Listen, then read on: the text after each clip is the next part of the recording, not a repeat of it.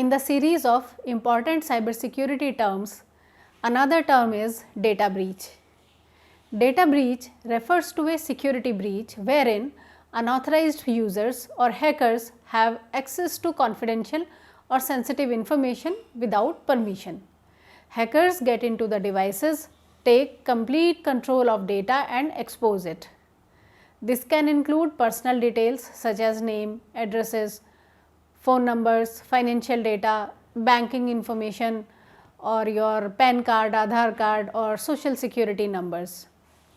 These security breaches take place through multiple techniques such as hacking, malware attacks, there may be insider threat also, social engineering attempts or other forms of unauthorized data access or theft.